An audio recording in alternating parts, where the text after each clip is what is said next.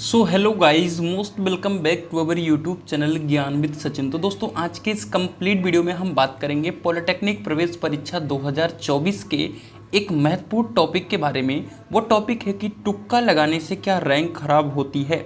आप सभी का सीबीटी एग्जामिनेशन होने वाला है और उसमें अगर आप सभी तुक्का लगाते हैं तो क्या आपके रैंक पर इफ़ेक्ट पड़ेगा, रैंक बढ़ेगी या घटेगी। क्योंकि अभी तक सबसे ज़्यादा जो कमेंट आया है इस चीज़ को लेकर के आया है कि तुक्का लगाओगे आप सभी तो आपकी रैंक ख़राब हो जाएगी।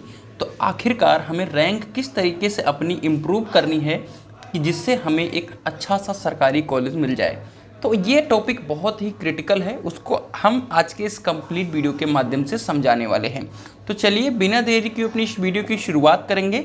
सबसे पहले मैं बता दूं कि आपके पॉलिटेक्निक एंट्रेंस एग्जामिनेशन में यूपी पॉलिटेक्निक में नेगेटिव मार्किंग ख़त्म हो चुकी है। अब नेगेटिव मार्किंग ख़त्म हो गई है तो उसके साथ पेपर का जो टाइमिंग है वो भी कम हो गया है। 2 घंटे 30 मिनट यानी 2.5 घंटे हो गया है। ठीक है, अब हम बात करते हैं नंबर ऑफ़ क्वेश्चंस की। तो वो नंबर ऑफ़ क्वेश्चंस 100 ही रहने वाले हैं। ठीक है, अब पेपर जो होगा वो होगा 3 दिन और 3 शिफ्ट में, यानी पेपर जो चलेगा वो लगभग 9 से 10 शिफ्ट में चलने वाला है। ठीक है, एक्चुअल शिफ्ट के लिए इस बार डाटा नहीं निकाला गया है, बट इतना जो है ओवरऑल हिसाब पता है कि 9 से 10 शिफ्ट में सपोज इंजीनियरिंग यानी ग्रुप ए का एग्ज़ाम चलेगा। ठीक है, जो ग्रुप ए से फॉर्म भरे। ठीक है, अब आपको पता है कि जब मेजॉरिटी ऑफ शिफ्ट में पेपर होता है तो होता है आपका प्रोसेस नॉर्मलाइजेशन।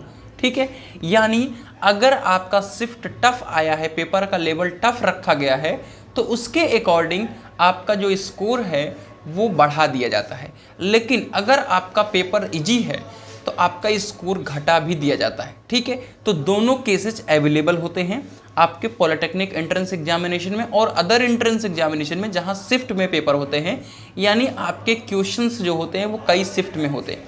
अब हर दिन का पेपर अलग अलग रहेगा, अलग अलग क्वेश्चन रहेंगे, तो ज़रूरी थोड़ी है कि सबका लेवल जो है वो सेम हो। अब बताइए, एक और इम्पॉर्टेंट चीज़ दे रहा हूँ कि जैसे शिफ्ट बढ़ता है वैसे वैसे पेपर का लेवल भी इंक्रीज होता है। इस बात का ध्यान रखें कि पहले दिन पेपर इजी आता है एज कंपेयर टू तीसरे दिन। ठीक है, अब हम अपने मेन टॉपिक के ऊपर चलेंगे। वो हमारा मेन टॉपिक ये है मेरे प्यारे साथियों। क्या है हमारा मेन टॉपिक? तो हाँ, जिसके ऊपर हम लोग बात कर रहे थे कि क्या तुक्का लगाने से रैंक खराब हो जाएगी। देखिए, हमने पिछली वीडियो में बताया था कि तुक्का कैसे लगाएं। अगर आपने नहीं देखा है तो वीडियो के सेक्शन में ज़रूर देख लेना। अब उसमें ही कमेंट आया था कि तुक्का लगाने से रैंक खराब हो जाएगी। देखिए, जब भैया नेगेटिव मार्किंग नहीं है तो आपको डेफिनेटली तुक्का आप सभी को लगाना है।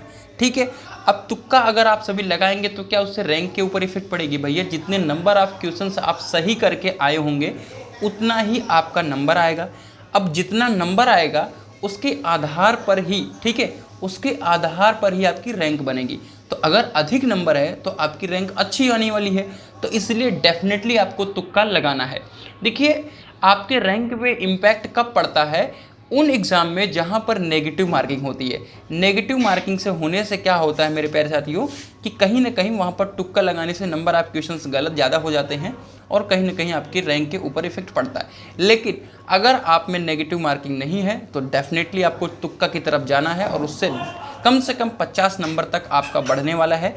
अब सीबीटी एग्ज़ाम देने से पहले ये बात समझ लीजिए कि अगर आप सीबीटी एग्ज़ाम दे रहे हैं तो आप अपने बगल वाला जो साथी होगा उसका कॉपी नहीं करना है, क्योंकि आपके बगल वाले का जो भी क्वेश्चन होगा वो डिफरेंट होगा तो आपका ही सेम, लेकिन उसका पहला होगा और आपका चौथा नहीं होगा। कम से कम 40वां नंबर होगा, कम से कम 25वां नंबर होगा। तो इस तरीके से डिफरेंट होता है। तो सीबीटी एग्ज़ाम देने से पहले ये चीज़ अच्छी तरीके से जान लीजिए। बाकी मुझे आशा है कि आपको समझ में आ गया होगा कि तुक्का आपको लगाना चाहिए या नहीं लगाना चाहिए। तो मिलते हैं एक नई ऐसी इन्फॉर्मेटिव वीडियो के साथ। तब तक के लिए bye bye, tata, love you all, take care.